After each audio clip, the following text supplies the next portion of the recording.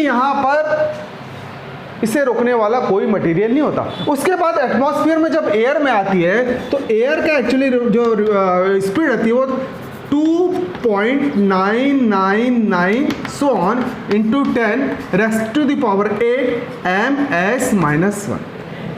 चूंकि ये 3 के बहुत निकट होती है, बहुत पास होती है, इसलिए हम इसको अप्रॉक्स 1 भी मान लेते हैं। तो एयर को हम क्या करते हैं बेटा, एयर को क्या करते बेटा, हम यही मान लेते कि इसका 3 × 10 raised to the power ms-1 ही स्पीड है। तो वैक्यूम और एयर को हमने अपनी बुक में एक ही माना है। एक बात ध्यान रखना, वैक्यूम को फ्री स्पेस बोलते हैं और एयर और वैक्यूम दोनों का ही हमने जो स्पीड माना है वो 3 × 10 raised to the power 8 ms-1। यहां बात होती है बेटा रिफ्रैक्टिव इंडेक्स की। किसकी बात हो रही है बेटा, रिफ्रैक्टिव इंडेक्स। ये आपने नोट कर लिया, इसे म्यू और एन से डिनोट करते हैं और ये यूनिटलेस क्वांटिटी है। क्या बेटा, यूनिटलेस क्वांटिटी है। अब क्या होता है बेटा, एक एग्जांपल लेते हैं।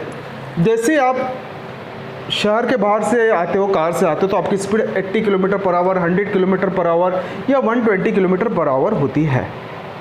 पर जैसे एंटर करते हो सिटी के अंदर तो सिटी के बाहर ही देखना बेटा, वहाँ लिखा रहता है कि आपकी जो स्पीड होगी वो 40 किलोमीटर पर आवर से ऊपर नहीं रहेगी। वहाँ इंस्ट्रक्शन दिया जाता है कि यहाँ स्पीड क्या है बेटा, बैंड है, आप 40 किलोमीटर पर आवर के ऊपर आपकी स्पीड नहीं होनी चाहिए, अन्यथा हम आप पे जुर्माना लगाएंगे, जो भी फाइन है वो लगता है। ऐसे ही सेम हम एग्जांपल ले सकते हैं बेटा लाइट के बारे में। सपोज ये मीडियम 1 है, मीडियम 1, इसको मैंने एयर माना, क्या माना बेटा, एयर। और ये है बेटा मीडियम 2, क्या बेटा, मीडियम 2, इसको मैंने बेटा वाटर मान लिया, क्या मान लिया बेटा, वाटर। देखिए मैंने आपको बताया था फिजिक्स में कि जो डेंसिटी है उसको हम इस डेंसिटी से कैलकुलेट नहीं करेंगे, ये ऑप्टिकली डेंसिटी वाले मटेरियल है। ऑप्टिकली डेंसिटी मतलब जिनमें से लाइट क्या हो जाए बेटा, आर पार चले जाए, इसलिए इनको हम बोलते बेटा डेंसिटी का यूज ना करके, इसके लिए हम करते बेटा ऑप्टिकली डेंसिटी। क्या यूज करते बेटा, ऑप्टिकली डेंसिटी। सपोज यहां से लाइट बढ़िया अपने मूड में चलते आ रही है, वो यहां पर आई यहां पर, उस लाइट ने इस मीडियम से पूछा can I go from here, can I go from here, तो इसने वाटर ने बोला yes you can but your speed slow, your speed slow, यानी आप अपनी स्पीड को क्या कर दो, यहां पर कम कर दो, क्या कर दो बेटा, कम कर दो। चूंकि स्पीड कम हो गई, वेलोसिटी कम हो गई, तो ये क्या हो गई बेटा, थोड़ी सी बैंड हो जाएगी या नॉर्मल से दूर हो जाएगी। तो ये पोजीशन होती है कि जब भी इन मीडियमों में लाइट रे एंटर करती है तो देखिए क्या क्या होता, उसकी वेलोसिटी कम हो गई, उसकी स्पीड कम हो गई, उसकी वेवलेंथ भी कम हो गई, क्या हो गई बेटा, चेंज हो गई, सॉरी क्या हो गया बेटा, चेंज हो गई, वेवलेंथ भी चेंज हो गई।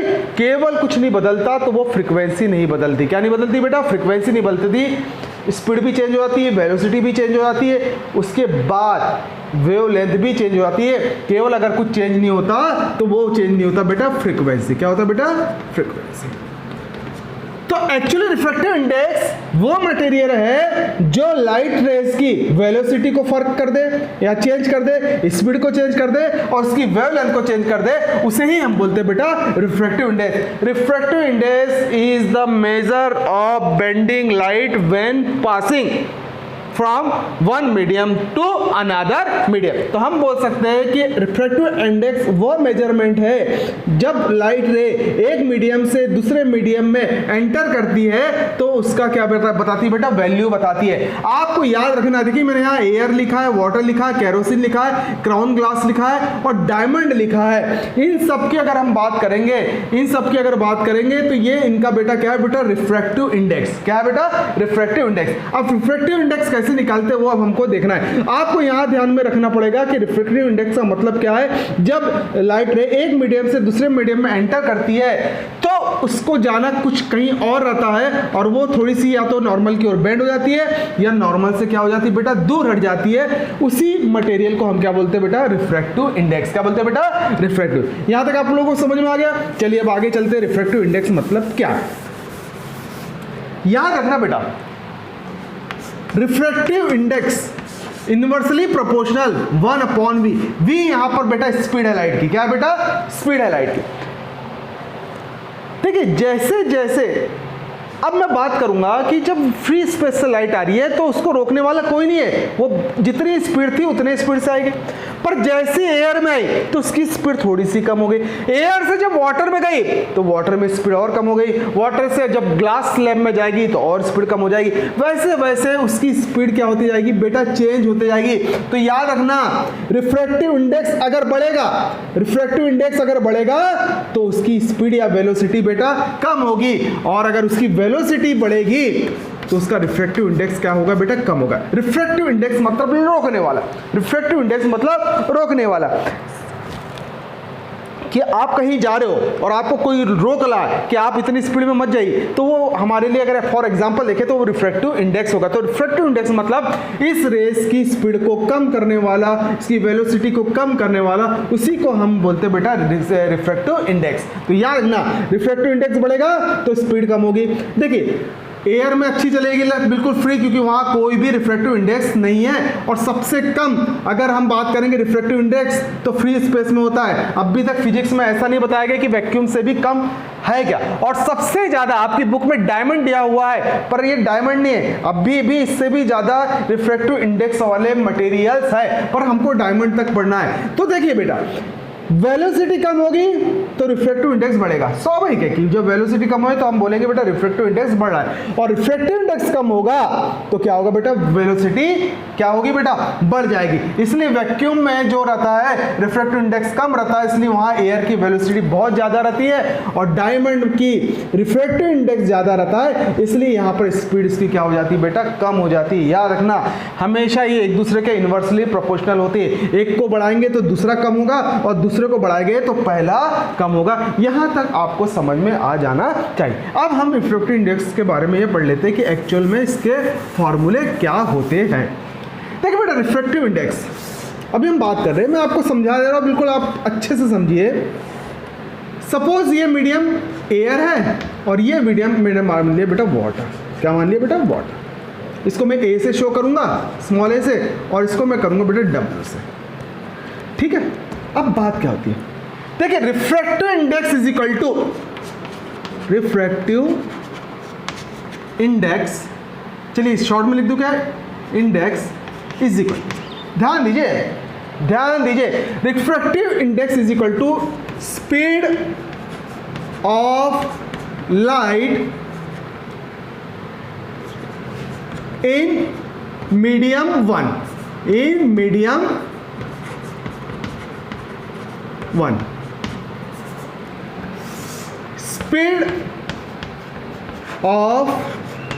Light in medium. अब ये इसका एक्चुअल में फॉर्मूला है कि refractive index is equal to speed of light in medium 1 speed of light in medium 2।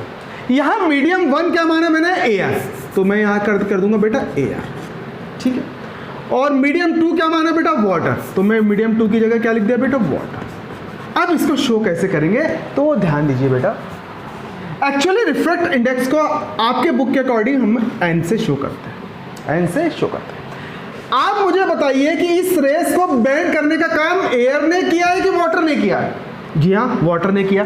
तो मैं देखिए मैं क्या लिखूंगा, एन, इस पोर्शन में वाटर लिख दूंगा। क्या लिख दूंगा बेटा, वाटर।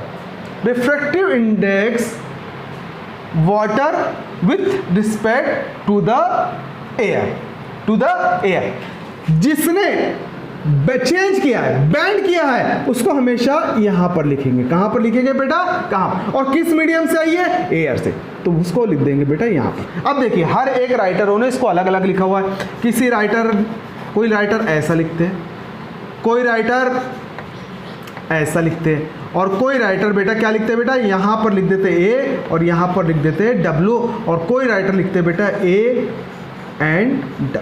ये सारी चीजें सही है, पर याद रखना यहां देखिए फर्स्ट इस पोर्शन में क्या होगा बेटा,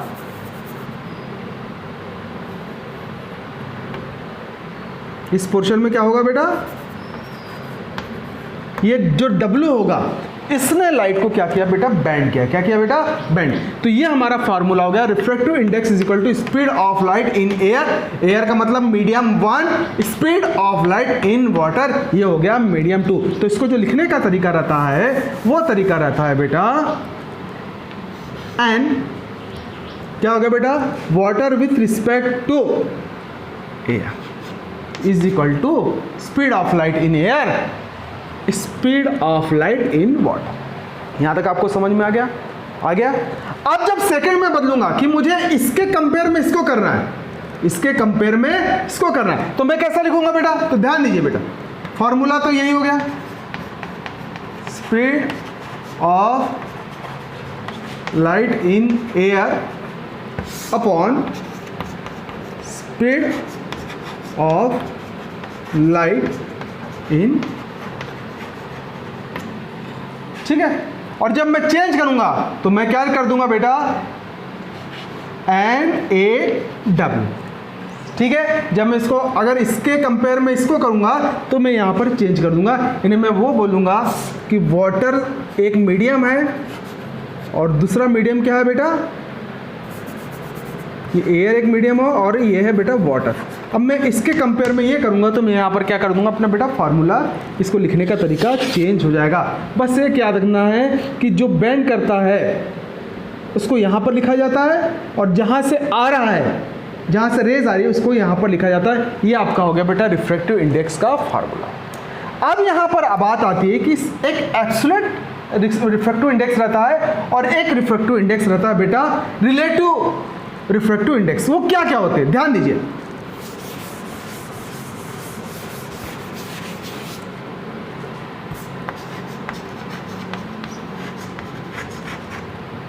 रिफ्रैक्टिव इंडेक्स। अब ये एब्सोल्यूट रिफ्रैक्टिव इंडेक्स क्या होता है? देखिए बेटा, हम लोगों ने जो एक्चुअली जो लाइट की सबसे ज़्यादा जो स्पीड मानी है वो वैक्यूम या एयर में मानी हुई। क्या मानी हुई है बेटा? वैक्यूम है। कभी भी लाइट जो आएगी वो एयर से ही कहीं पे भी जाएगी। एयर से हो सकता है पानी में चले जाए, एयर से हो सकता है ग्लास में चले जाए, एयर से हो सकता है फिल्म ग्लास में चले जाए, डायमंड में चले जाए, केरोसिन में चले।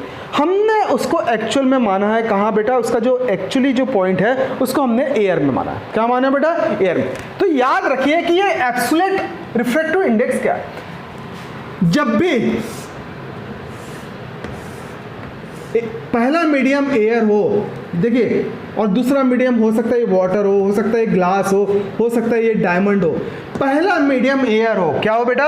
पहला मीडियम एयर हो और दूसरा मीडियम कुछ भी हो, तो उसको हम बोलेंगे बेटा एब्सोल्यूट रिफ्रैक्टिव इंडेक्स। समझ में आया मैंने क्या बोला? तो एब्सोल्यूट रिफ्रैक्टिव इंडेक्स का जो एक्चुअल में एब्सोल्यूट रिफ्रैक्टिव इंडेक्स का जो फार्मूला है वो n इज इक्वल टू, तो यहाँ हम मीडियम लिख देते हैं, speed of light in air upon speed of light in medium. अब वो मीडियम कोई भी हो सकता है, वो मीडियम क्या हो सकता है बेटा? कोई भी हो सकता है। तो इसके जो फार्मूला रहता है वो फार्मूला रहता है बेटा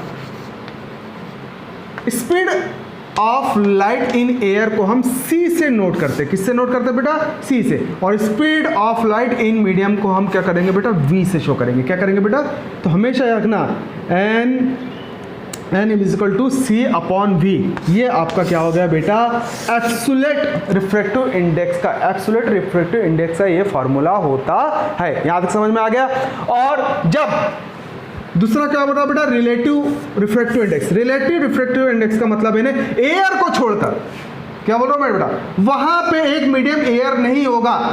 एब्सोल्यूट में एक मीडियम एयर होगा ही जब वाटर से लाइट ग्लास में जाएगी। वाटर से लाइट कहां जाएगी बेटा? ग्लास में जाएगी। कहां जाएगी बेटा? ग्लास में जाएगी। तो हम ये दोनों का जो कंपैरिजन करेंगे उसको हम बोलेंगे बेटा रिलेटिव, क्या बोलेंगे बेटा? Relative refractive index. और इसको फार्मूला को मैं कैसे लिखूंगा बेटा? n। इसको मान लेता हूं यहाँ लाइट की वेलोसिटी स्पीड कितनी है? v1 है और यहाँ क्या है बेटा? v2 है। किसने मोड़ा? ग्लास ने। तो ग्लास कहाँ लिखेंगे बेटा? यहाँ। कहाँ से आई लाइट रहे? वाटर से। वाटर को लिखेंगे हम यहाँ, और इसका फार्मूला होगा speed of light in first medium, तो इसको v1 लिख देंगे। Speed of light second medium, तो ये हो गया बेटा v2। ये हो गया बेटा इसका फार्मूला। तो एब्सोल्यूट रिफ्रैक्टिव इंडेक्स समझ में आ गया। एब्सोल्यूट रिफ्रैक्टिव इंडेक्स में कंपैरिजन किससे होगा? एक मीडियम एयर होना ही चाहिए, एक मीडियम एयर होना ही चाहिए। पर जब मैं रिलेटिव रिफ्रैक्टिव इंडेक्स की बात करूंगा तो उसमें बिल्कुल भी एयर नहीं होगी। एयर उसमें एक मीडियम नहीं होगा। जब एयर मीडियम नहीं होगा तो हम उसको बोलेंगे बेटा रिलेटिव रिफ्रैक्टिव इंडेक्स। यहां तक समझ में आ गया? यही आपका है बेटा। यहां पर कुछ दिया हुआ है कि ये निकाला कैसे जाता है। तो देखिए बेटा, निकालने का तरीका क्या रहता है? हमारा फॉर्मूला क्या है बेटा? इसको रिफ्रैक्टिव इंडेक्स बोलते हैं। म्यू क्या बोलते हैं बेटा? Refractive. Speed of light in air, speed of light in medium. जैसे इसको फॉर्मूले के अकॉर्डिंग मुझे निकालना है, मैं निकाल लेता हूं बेटा इसमें ग्लास का। किसका निकालता बेटा? ग्लास का। आपको लाइट की स्पीड पता चलनी चाहिए कि कहां पर क्या। मैं निकालना चाह रहा हूं बेटा रिफ्रैक्टिव इंडेक्स। क्या निकालना चाहता हूं बेटा? रिफ्रैक्टिव। मेरा फॉर्मूला क्या है बेटा? Speed of light in air. C का मतलब क्या होता है बेटा? In air. Speed of light in medium. अब मीडियम मैंने यहां क्या लिया बेटा? ग्लास लिया। क्या लिया बेटा? ग्लास। ठीक है, इसको हम शो किससे करेंगे बेटा? C upon V। किससे करेंगे बेटा? C। ध्यान दीजिए, हमें मालूम है कि एयर में जो लाइट की स्पीड आती है वो 3 × 10⁸ m/s-1 रहती है, और ग्लास में जो इसकी वेलोसिटी स्पीड आती है वो रहती है बेटा 2 × 10⁸ m/s-1। इससे ये कैंसिल आउट हो गया 3/2, तो n = होता 1.5। तो ये हो गया बेटा इसका रिफ्रैक्टिव इंडेक्स। इसकी कोई यूनिट नहीं रहती, इसलिए हम ये इसको यूनिट्स में नहीं लिखते।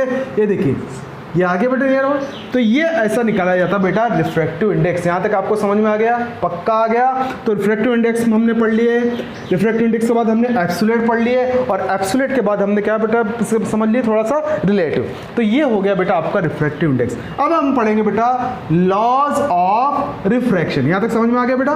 पक्का आ गया?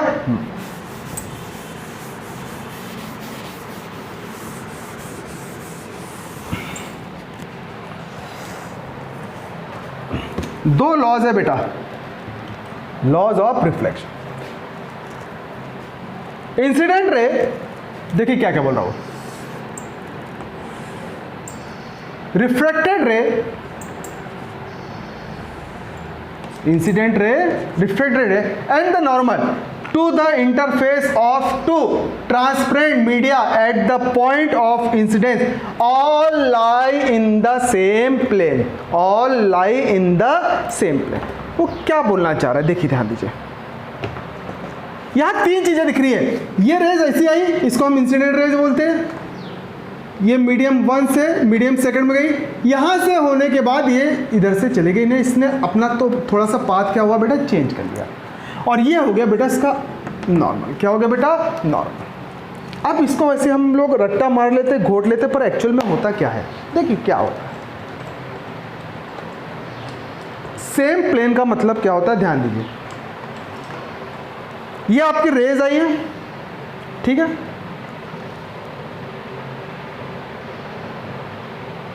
ये हो गया बेटा आपका नॉर्मल, ठीक है। चलिए मैं इसको ऐसे समझा देता हूँ। आपकी रेस आई है और उसने अपना पाथ ऐसी आई है और पाथ थोड़ा सा चेंज कर दिया, यहाँ कहीं ऐसा बेटा नॉर्मल होता है। क्या होता है बेटा? नॉर्मल। देखिए बेटा ये नॉर्मल, ये रिफ्रैक्टेड रे, ये इंसिडेंट रेस और ये रिफ्रैक्टेड, ये सेम प्लेन में होना चाहिए। सेम प्लेन का मतलब क्या होता है कि ये एंगल पता चला रिफ्रैक्टेड रे, कभी कभी आप ऐसा उठा दो नॉट अलाउड, ऐसा उठा दो नॉट अलाउड। सेम प्लेन का मतलब होता है बिल्कुल, आप जब कॉपी में रखेंगे, जब तीनों को कॉपी में रखेंगे तो वो बेटा सेम प्लेन में आना चाहिए। क्या आना चाहिए बेटा? Same plane, same plane. ऐसा नहीं कि ये ऐसा आपने उठा दिए, ये बिल्कुल अलाउड नहीं होगा। तो याद रखना सेम प्लेन का मतलब है ना बिल्कुल स्ट्रेट होना चाहिए, एक प्लेन में जैसे समझ आए उसको बोलते बेटा सेम प्लेन। क्या बोलते बेटा? सेम। तो ये तीनों चीजें क्या होनी चाहिए बेटा? सेम प्लेन होनी चाहिए। क्या होना चाहिए बेटा? सेम। अब हम पढ़ेंगे बेटा दूसरा इसका, ध्यान दीजिए।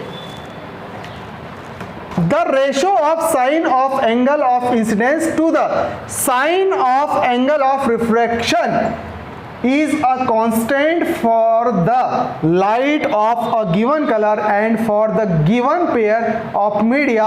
This law is also known as Snell law of reflection। और इन्होंने दिया बेटा sin I is equal to sin R, sine I upon sine R is equal to constant. अब ये क्या है? इतना तो पढ़ के हो जाता, लड़के याद भी कर लेते, और हमको बिल्कुल भी समझ में नहीं आता एक्चुअली क्या है स्नेल लॉ। ये थोड़ा हम समझने की कोशिश करेंगे।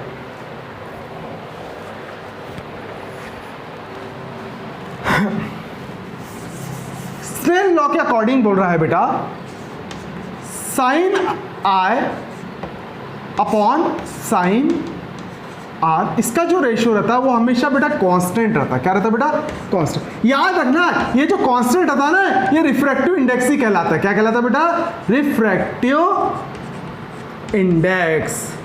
हमने अभी पढ़ा था ना रिफ्रैक्टिव इंडेक्स, ये कांस्टेंट ही इसका क्या स्नेल लॉ का क्या होता है बेटा, रिफ्रैक्टिव इंडेक्स होता है। क्या होता है बेटा, सर ये क्या है साइन आए साइन आए, देखिए बेटा ये ट्रिग्नोमेट्री का एक रेशियो रहता है, 10th में भी आप पढ़ोगे तब आपको अच्छे समझ में आएगा। मैं आपको नहीं पढ़े हो तो भी मैं समझाने की कोशिश करूंगा। देखिए मैं आपके सामने क्या कर रहा हूं, मीडियम चेंज नहीं होना चाहिए। ये मीडियम फर्स्ट हो गया बेटा और मीडियम क्या हो गया बेटा, सेकंड। ट्राई टू अंडरस्टैंड, समझने की कोशिश करो, ठीक है, ध्यान से, बिल्कुल अगर समझ में आ गया तो बहुत इजी हो जाएगा। मैं अलग अलग एंगल पर ये चीजें करना चाह रहा हूं। मैंने एक नॉर्मल यहां डाल खींच लिया, एक नॉर्मल यहां खींच लिया और एक नॉर्मल मैंने यहां, 3 चीजें आपको बता। फर्स्ट में मैंने क्या किया बेटा, एंगल को बढ़ाया तो ये एंगल थोड़ा सा बढ़ा, ये होता है बेटा आई और ये होता है बेटा ए, तो यहां हो गया बेटा एंगल आई और ये हो गया बेटा एंगल रिफ्रैक्शन, एंगल रिफ्रैक्शन, तो angle of I angle of refraction, इसको मैंने आई मान लिया। अब मैंने ये जो बड़ा था इसको थोड़ा सा मैंने छोटा कर दिया, तो ये भी एंगल जो बड़ा हुआ था ये थोड़ा सा क्या हो जाएगा बेटा, छोटा हो जाएगा। इसको मैंने नाम दे दिया बेटा I1 और इसको नाम दे दिया मैंने बेटा R1। क्या नाम दे दिया बेटा, R1। अब मैंने यहाँ पर और जो इंसिडेंस एंगल है और छोटा बनाया, ये जितना छोटा बना तो ये जो ये भी एंगल था ये भी क्या बन गया बेटा, छोटा बन गया। ये हो गया I2 और ये हो गया बेटा R2। अब स्नेल 1641 में उन्होंने ये किया था बेटा, स्नेल ने देखा कि कैसा भी कर लो। अब आप लोगों के सामने मैंने मैथमेटिक्स में बताया था कि एक होता बेटा 1/2, एक होता बेटा 3/6 और एक होता बेटा 4/8 होता बेटा, और एक हो जाता बेटा 8/60। जब हम इसको निकालते तो ये 1/2 आ गया, ये भी कितना हो गया बेटा 1/2 आ गया, ये भी कितना आ गया बेटा 1/2 आ गया और ये भी कितना हो गया बेटा 1। यहां हमने जब रेशियो देखा तो सबके रेशियो सेम है ना, 1/2 1/2 1/2 1/2। स्नेल ने देखा कि मैं जितना एंगल बढ़ाऊंगा इन सबका रेशियो, सपोज उन्होंने इसका रिफ्रैक्टिव इंडेक्स निकाला, इसका निकल गया 1.5, तो उन्होंने जब एंगल कम किया तब भी इसका जो निकला ऐसा कैलकुलेशन 1.5, और जब इसका निकाला तो ये भी बेटा कितना निकला बेटा 1.5। तो उन्होंने देखा कि एंगल को उन्होंने इंसिडेंट एंगल को बढ़ाया, फिर कम किया, फिर कम किया और कम किया, पर जब वो रेशियो इसके जैसे ये रेशियो निकला वैसा रेशियो उन्होंने निकाल के देखा तो वो 1.5 ही आया, उसके अलावा कुछ नहीं आया। अब यहां थोड़ा आपको ये मैथमेटिकली समझना थोड़ा कठिन हो गया। उन्होंने स्नेल ने बोला अगर आपने मीडियम चेंज नहीं किए हो, मीडियम मतलब इन्हें पहले अगर आपने ये मीडियम रेयरर रख दिया है और इसको क्या रख दिया बेटा डेंसर, क्या रख दिया बेटा डेंसर, अगर आप इस मीडियम को चेंज नहीं कर रहे हो तो आप कितने भी बार प्रैक्टिकल करके देखोगे सबका रेशो साइन आई अपॉन साइन आर कांस्टेंट ही आएगा। ये कांस्टेंट ही हो गया, कांस्टेंट हो गया कि नहीं, 1.5 1.5 1.5 ये कांस्टेंट ही हो गया। अब आपको समझ नहीं आ रहा तो मैं आपको एक एग्जांपल बता रहा हूं। ये वाटर दिख रहा है, ठीक है, आपको रिफ्रैक्टिव इंडेक्स निकालना है। इसका क्या निकालना है बेटा, रिफ्रैक्टिव इंडेक्स निकालना है। आप बालाघाट के वाटर में इसका रिफ्रैक्टिव इंडेक्स निकालोगे तो 1.5 निकलेगा, चलो बालाघाट से नहीं। नागपुर में भी इस वाटर का रिफ्रैक्टिव इंडेक्स निकालोगे तो 1.5 निकलेगा, चलिए जाने दीजिए। दिल्ली में भी जब निकालोगे तो इसका 1.5 ही निकलेगा रिफ्रैक्टिव इंडेक्स, और ऑस्ट्रेलिया और अमेरिका में भी निकालोगे तो वाटर का रिफ्रैक्टिव इंडेक्स 1.5 होगा। अगर मीडियम चेंज नहीं हुआ है, अगर light first medium, air first medium हो गया और दूसरा मीडियम क्या हो गया, ये वाटर हो गया, तो इसका रिफ्रैक्टिव इंडेक्स आप दुनिया में कहीं भी निकाल दो 1.5 ही आएगा। कितना आएगा बेटा, 1.5 आएगा। इसलिए उन्होंने बोला कि sine I upon sine R is equal to constant, इसी को उन्होंने बोला बेटा रिफ्रैक्टिव इंडेक्स। एक्चुअली में इसको ऐसा लिखा जाएगा sine I upon sine R is equal to N, ये हो गया बेटा स्नेल लॉ।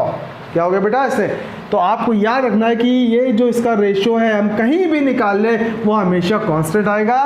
तो हमने लॉज ऑफ रिफ्रैक्शन के दोनों पढ़ लिए, फर्स्ट भी पढ़ लिया, सेकंड भी पढ़ लिया। तो आपको अब थोड़ा बन जाएगा, बनेगा कि नहीं? इसको याद कर लेना है, कल मैं नोट्स भिजवा दूंगा, लिख लेना अच्छे से और उसको याद करना है। क्या करना है बेटा? याद करना है। ठीक है, आज की क्लास यहीं तक।